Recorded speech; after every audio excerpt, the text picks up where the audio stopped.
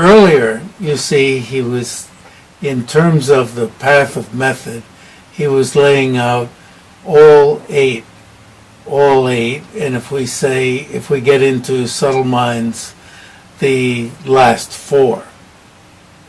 And within the last four, if we get down to the fundamental innate mind of clear light, at one point, it certainly looked as if he was willing to equate the fundamental innate mind of clear light in Goya Samaja as it is described in Nyingma as intrinsic awareness, fundamental mind. It certainly looked like that. And when he was describing fundamental mind in the section on the path of release, he described it as free of the three pollutants.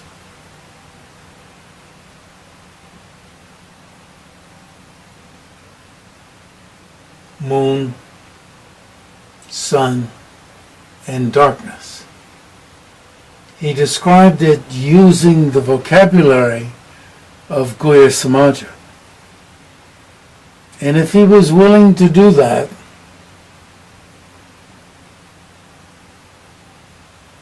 he seemed to be suggesting that the fourth mind, the fundamental innate mind of clear light, that clear light mind, and fundamental mind were the same. So, would it be okay to call that fundamental mind a subtle mind? Not subtle mind in the one where we're arguing, where he says, don't call fundamental mind a subtle mind.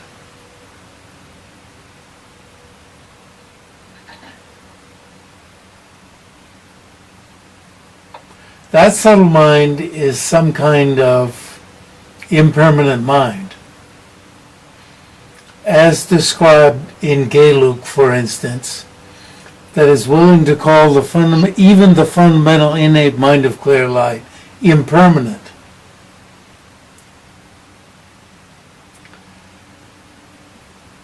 Fundamental mind is permanent, uncompounded. In Geluk, the fundamental innate mind of clear light is permanent, uncompounded.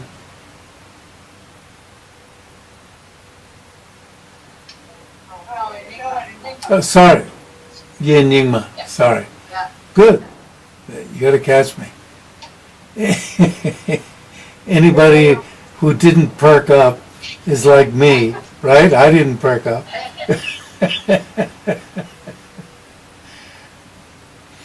Nyingma is permanent and uncompounded, existing forever, right?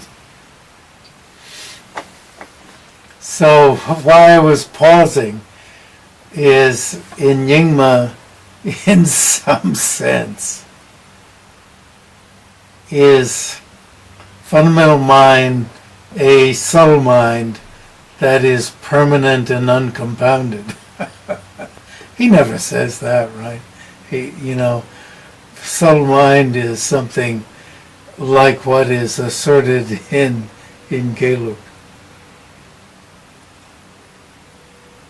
So what was going through my mind is, shall I claim, somewhat complicated, but it was causing me to it's certainly more subtle than our coarse levels of any kind of impermanent consciousness. So why not call it subtle? But my mind was freezing at that point. So I wanted to explain why it was freezing. But we won't call it subtle mind.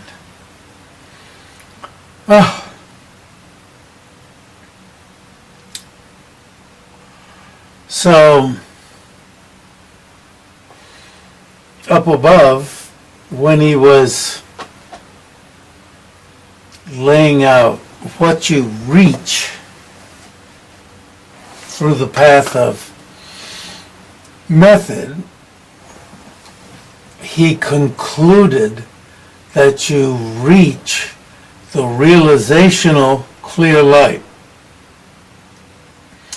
And then he launched into the phases of reaching it. And we are in the section on the phases of reaching it. And what is, and it's a very nice section, and he uses metaphors of the first one. Is this the first one? Or is it the second one? A moon in a painting. Is this the first?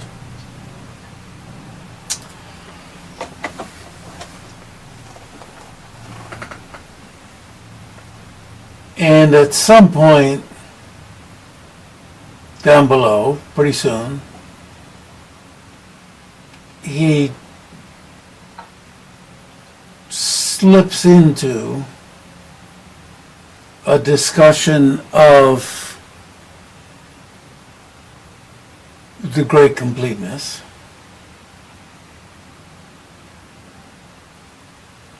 which then, I don't know about slips into, but he brings up the great completeness, which then leads to not confusing fundamental mind with an impermanent, compounded, subtle mind. And I went on and read and read and read and read to see if he ever came back to tie up the discussion of the path of method, and he doesn't. Well, I mean, I didn't read to the end of the book. I didn't even finish translating to the end of the book, but I didn't even get beyond this third chapter. I got up to the beginning of chapter 4.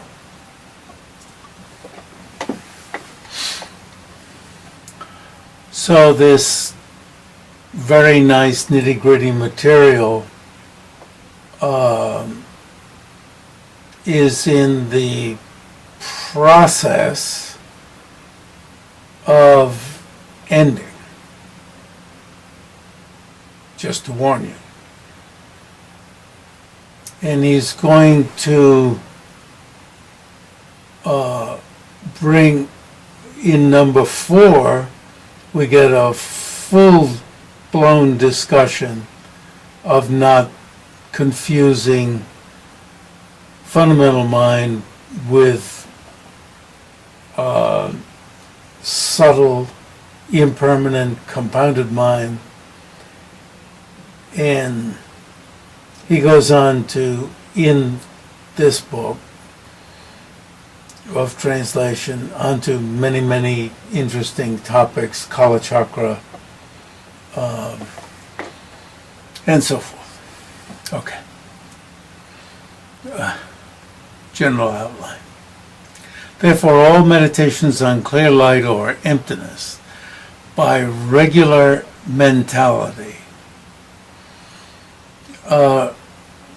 regular mental consciousness.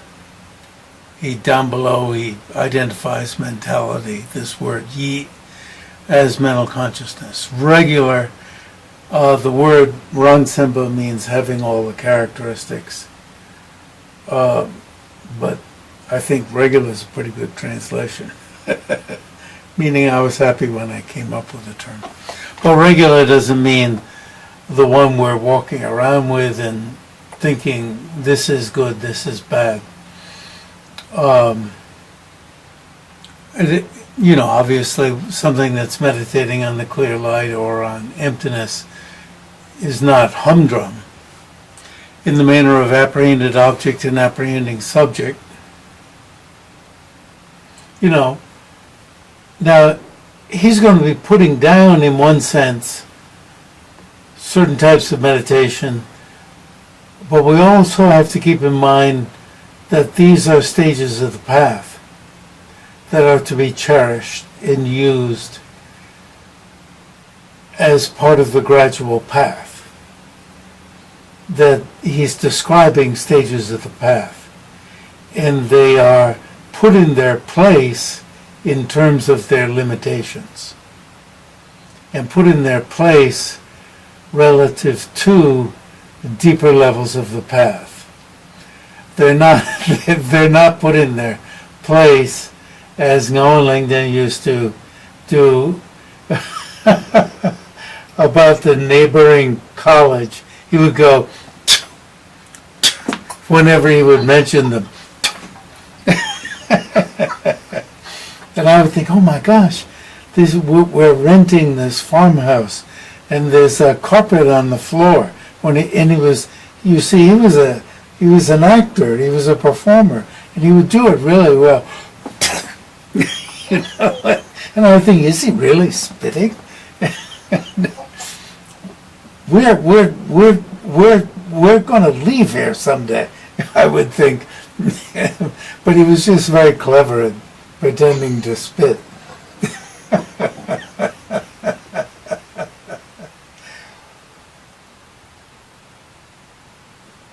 I told that story in Bonn, Germany, at a big conference. And people were really thrilled that I was willing to dump on a great Gelugpa scholar. You know, they thought that I was so, just towing the line of a particular sect. They didn't think I could be at all, humorous or tell what was actually going on. But I think this enriches the situation. And when I went to Tibet and went to study, walking up the mountain from the road, riding in the metal cart behind it was like a tractor from Lhasa, and I walked from there up to Trebong, and then I would walk up the side of the mountain because my teacher lived up at the top of Gomang, which is not the top of the mountain, but it's way up.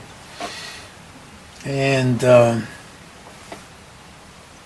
why am I talking about this? Something about Lama said. Oh yeah, walk up there. And so I was, up at Gomang, and you go over to the assembly hall, and then you get to the edge of Gomang, and I counted the number of paces to Loseling. It's like 15 paces. It was right over there.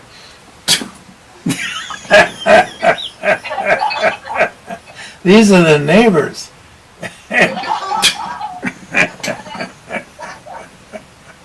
It's so funny. And then when I was down in South India, the Gomang abbot and the Gomang abbot and the Loseling abbot, and the Loseling abbot had already been to Virginia, I think. But anyway, they used to walk together. They used to take walks together. Loseling was right across the road, and they used to walk together. But I was staying at Goma, and then I would walk over to Loseling, and the disciplinarian used to think that I was robbing. When they were in assembly, he used to think I was robbing them. And he would send somebody to watch out for me. even though I had a lot of ties with Loseling.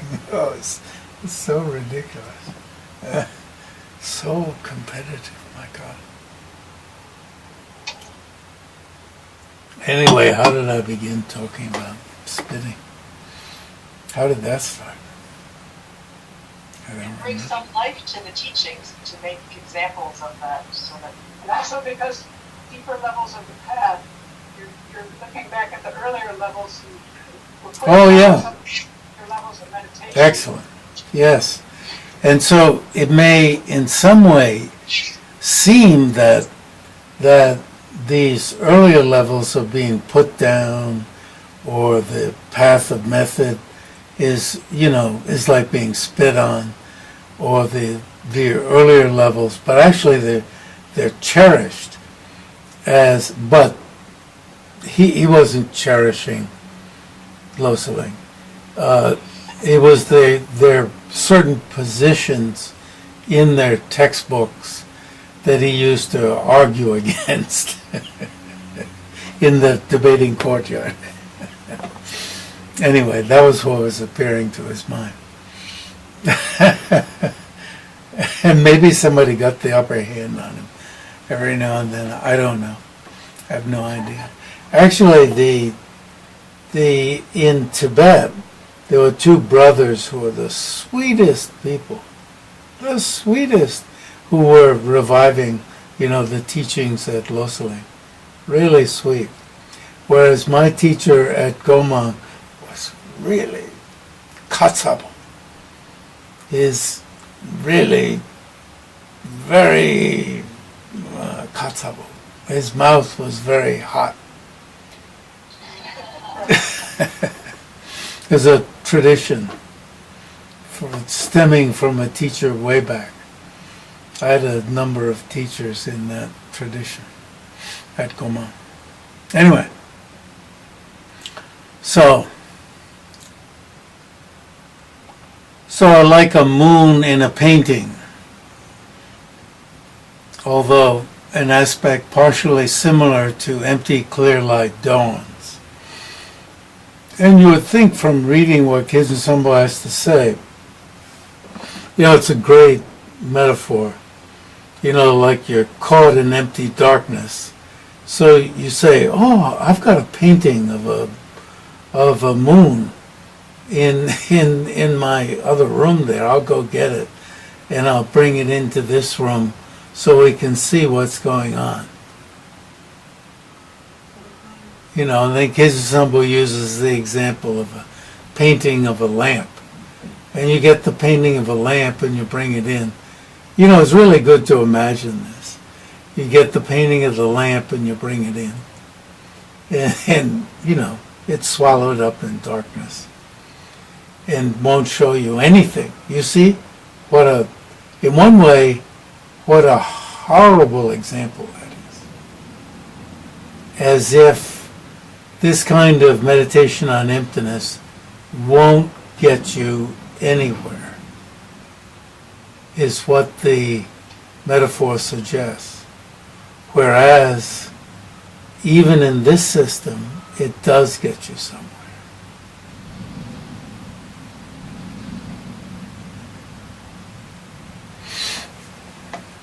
But in terms of arriving at the inconceivable view transcending imagination at the end of the first paragraph, don't think you've gotten there. That's the point.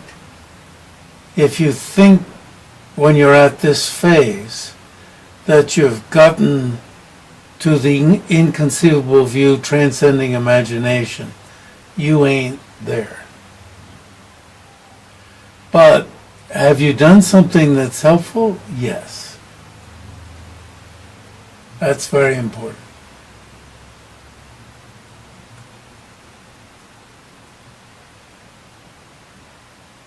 So, for instance, when His Holiness teaches just what's next in the, you engage in the analytical meditation, whether it truly exists or not, you're using, for instance, Nagarjuna's reasoning about going and coming, and the many different types of analysis that Nagarjuna uses. And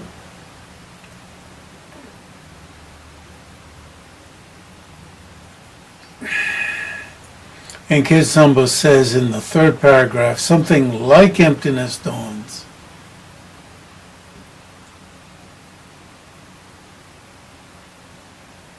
And you might think he's saying that doesn't help at all. But I've had plenty of teachings from him where he says that helps a lot. And that's what you do in breakthrough meditation. You study the Nagarjuna's teachings, for instance. But when he says it's subject to being forgotten upon appearance of something else,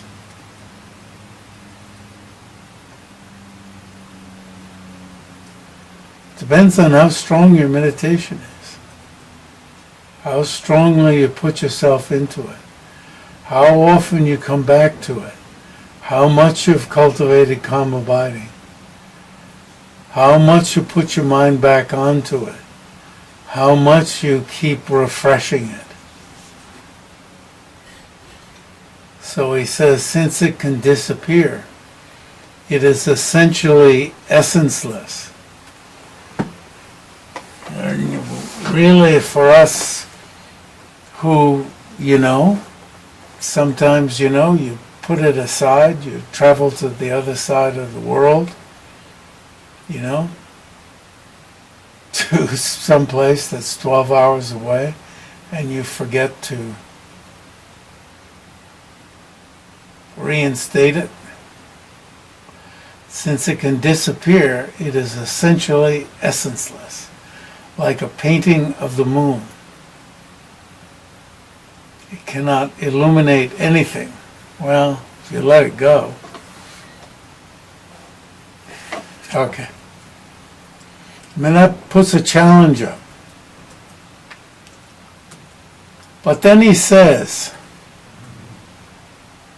when you decide, now what about if you do this with the emptiness that you find through analytical meditation? What about if you do this forthrightly, without needing analytical adjustment? What about if you get to the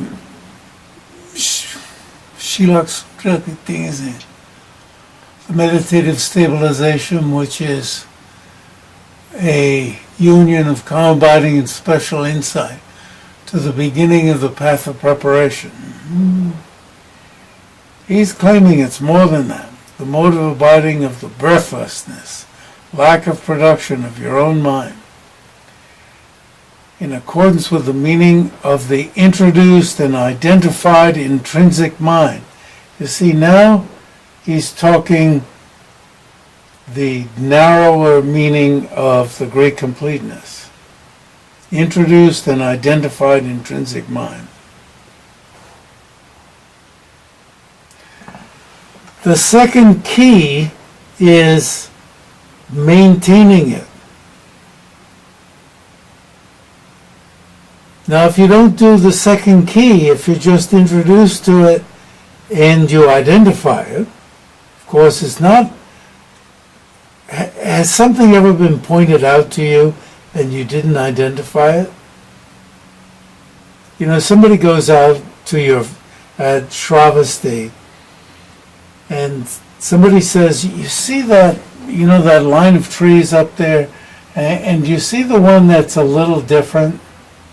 That's not white pine, that's blah blah pine. And you say, what? What? They all look the same to me.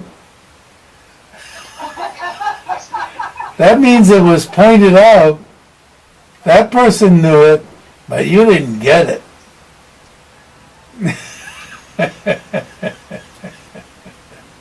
So introduced and identified. But that's not enough. You got to have the second key. You have to maintain it.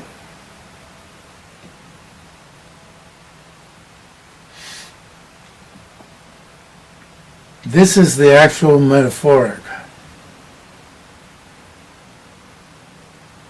Like the form of the moon in water. Will the will the form of the moon in water show you anything? It does reflect. I've seen, you've seen the moon in water. If you have a pond in the woods, it'll show you the trees. I mean, is that the meaning he's milking out of this?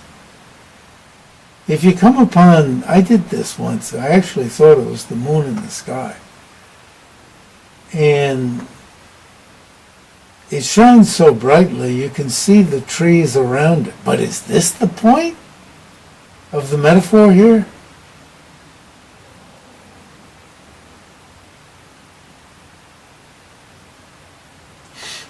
Like the form of the moon in water, not in a painting. It's shining brightly. It's not the real thing. But it's still not the real thing. That's the point. That's one of the points. But it's better than the moon in a painting. Because it shines in darkness. It's got to be one of the points. But it's not the real moon in the sky.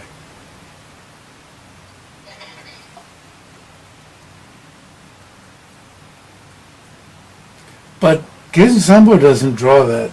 The thing about it, it's shining. But, yeah. Jeffrey, Yeah. could we go back just a tiny bit? Yes. I think I didn't see the different tree. Where you were talking about analytical meditation in the Gyalpa tradition, and you get meditative stability with calm abiding and special insight. Yeah, well, yeah, please. And then is he saying that's not it? Yeah, he's saying that's not it. And yet but he's not, it's still useful, it's on the path. I'm saying it is. Yeah, is he saying that or not? Well, he's saying this is more. What we have in Nyingma, when you're introduced to and identify fundamental mind, you've got something more than that. And I'm saying you've got a lot. In the Gelug, at the beginning of the path, the mark of the beginning of the path of preparation is that you've got a meditative stabilization, which is a union of calm abiding and special insight, realizing emptiness. And I'm saying, wow, you've got a lot at that point. Yeah. And you've got something that it is interferable. I mean, if you're stupid enough, you could set it aside. But that's very deep.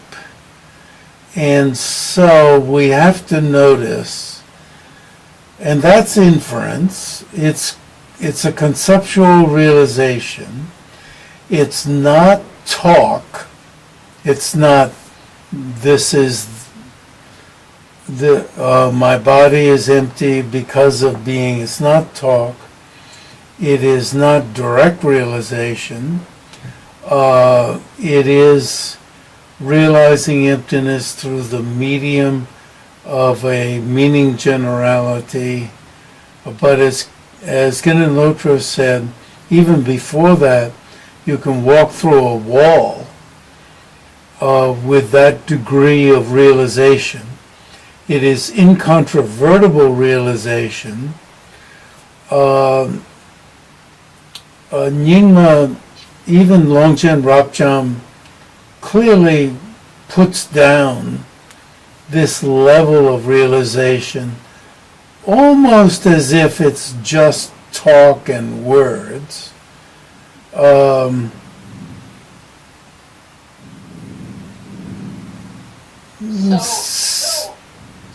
if, is Mipam saying, if you familiarize yourself with that,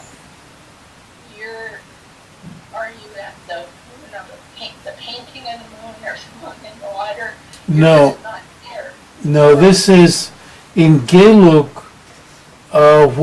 What we really need to do here is look in Geluk. He's going to go on. He's saying this is the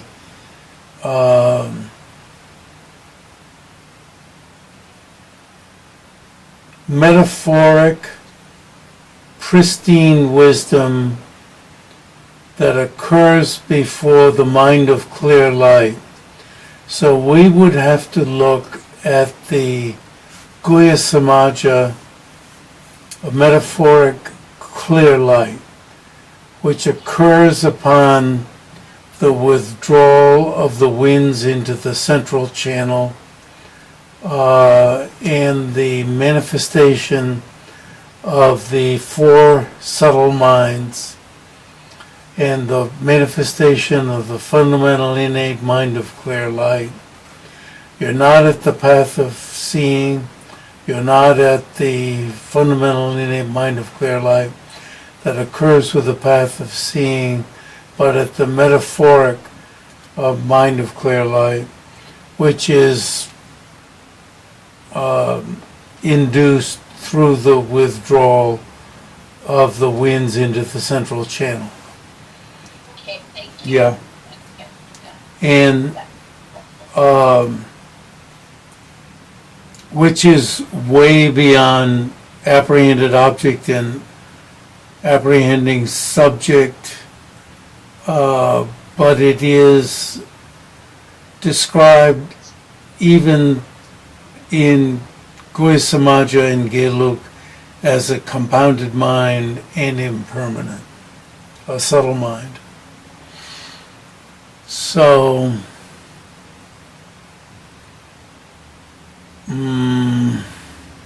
yeah, that's enough.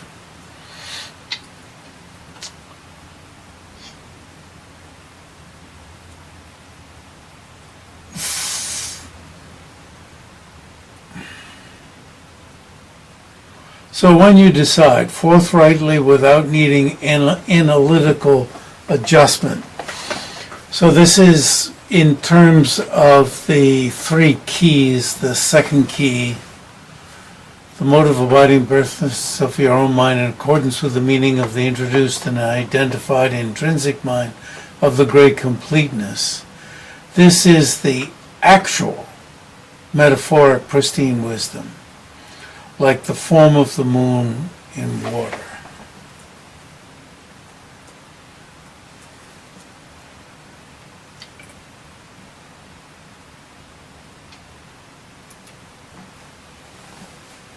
Then, Khetsun Sangpo, then he's picking up, I shouldn't say picking up, he's noticing that the topic has drifted from the path of method to the path of release and to the great completeness. So, as we've seen what a great commentator he is, he's opening up to tell us more about, well, how do you meditatively cultivate the view of the great completeness? So initially the student performs, and he takes you back to the preliminary practices. And one thing I thought to do today is to mention from his own book, the tantric practice in Nyingma, which has its own fame out in the world.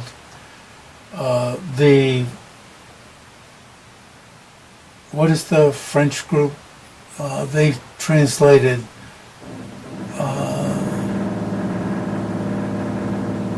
the word, what is it called? The word of my sacred Lama, something like that. I need to turn up the volume, and we're getting a little interference from upstairs.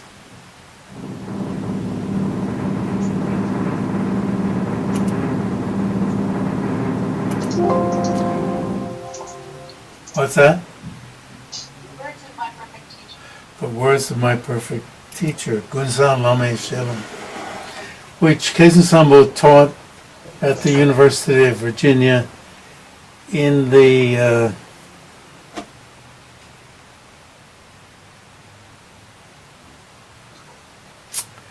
in a building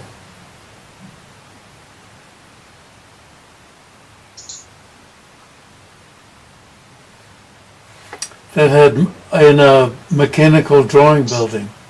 So the students had a desk that could be propped up like this. It's a big room, and in much the same way, he retold the stories in his own voice that are in that book, the words of my perfect teacher, Kunsan Lame Shelom. And the students loved it, and as I've mentioned before, in this, what are we in the 5th year? Is it of these meetings at Shravasti over Skype? Is it 5th year? Yeah, we started in 2013. Yeah. They would start laughing even when he began a story, because they enjoyed his stories so much, and they were so wild. There were these wild stories. One day he turned to me. I was standing next to him, and he said he just started a story, and so they had heard nothing of the story. No punchline, no nothing, none of the characters. And he said, "Why are they laughing?" Because they were so turned on. Here comes the story. Ha ha ha ha ha. I just loved it. I was thinking of one the other day, because I was traveling so much to Virginia, and then I was getting worn out in Virginia for a month. First 2 weeks I was getting rested, and the last 2 weeks I was worn out. I could hardly walk out of the plane. And then to Yale, I got totally worn out. And I had to leave the second day after one of the sessions. I had to leave. I was so tired. I left for 4 hours. Went from 8 or so in the morning until 9 at night. So I left for 4 hours. I had dragged myself out after the first hour. Came back to Vancouver and got some rest on the plane. Oh my gosh.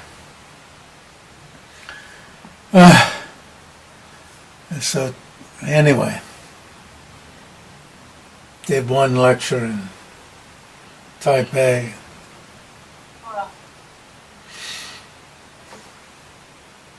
Met with some potential donors.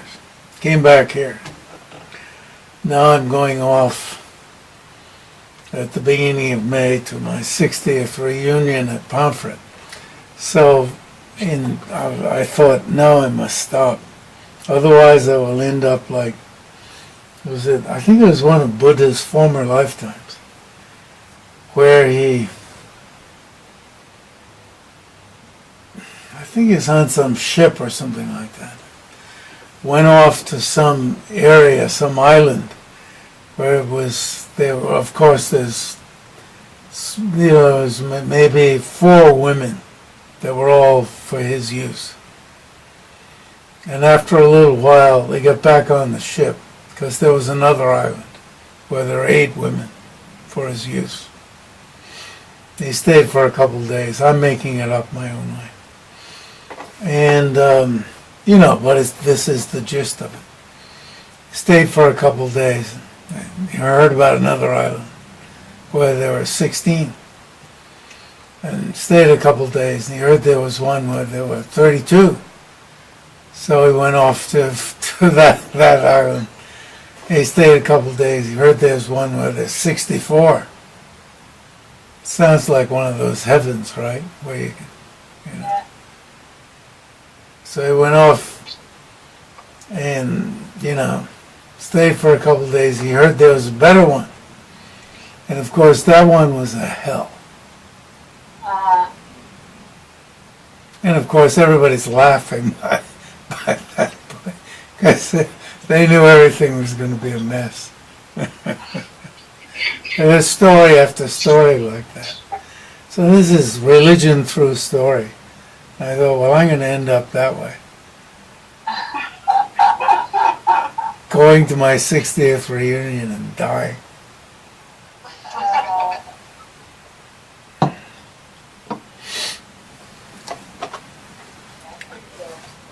Yeah. Anyway, Jeffrey, yes. can I ask one follow-up question to Yes. the question?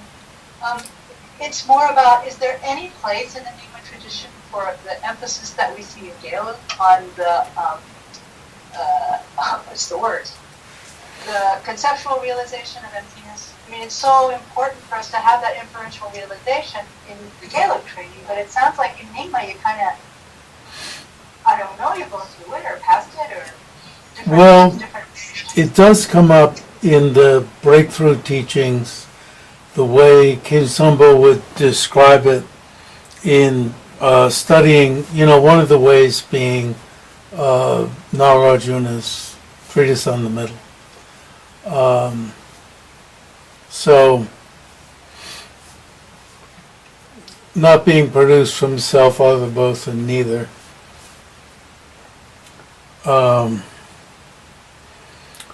But I would say, well, and in the 13, in the Shedra, in Gelug, it's, the emphasis usually is on Zerta, the Zer's debate. In Nyingma, the emphasis is more on explanation. And there's the Chindel Choksum, the 13 annotations, commentaries of annotations by Kimbo Shenga. So, one could make the joke, for you folks, I'll put on my Nyingma hat. For you folks in Gelug, you have 5 great books. But in Nyingma, we have 13. 13 sets of annotations. And Chongbok Yi did a study of just how many texts are woven into the most ideal form of studying the 5 great texts in Gelug, which turn into a huge number of texts. How a huge number are woven into the 5. So then I'll put on my Gelug hat and say, but in Gelug, in the 5, we weave into it a great number of texts. And then if I put back on my Nyingma hat, and don't cut us short about doing some debate. So anyway, so in the study, I want to put on the website the list of 13. I gave a talk at UBC way back in the 80s on the 13, on the 5 and the 13. I think on the 5 and the 13. But not that that it's a short introduction. So perhaps we should leave it for today. The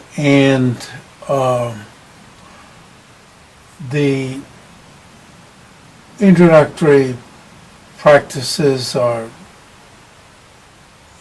should be looked at, which are not the 13 sets of annotations which are studied in the, which are the school studies, but we did these in Virginia, not in the school, of course, but as in the Tibet house, which I say was actually the first Tibet house was with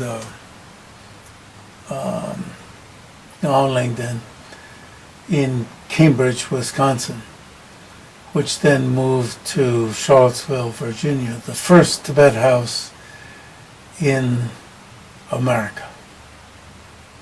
Just to give Bob Thurman a hard time. But then we decided to use a different name. Not when Bob started. He started much later. So we'll see you next week. We'll see you next week.